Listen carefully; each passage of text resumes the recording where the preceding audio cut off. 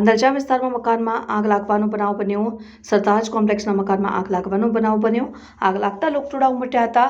આગ શા માટે લાગી તે જાણવા મળ્યું ન હતું. બનાવની જાણ ફાયર બ્રિગેડને કરવામાં આવતા ફાયર બ્રિગેડની ટીમ દ્વારા આગ ઉપર કાબુ મેળવી લેવાયો.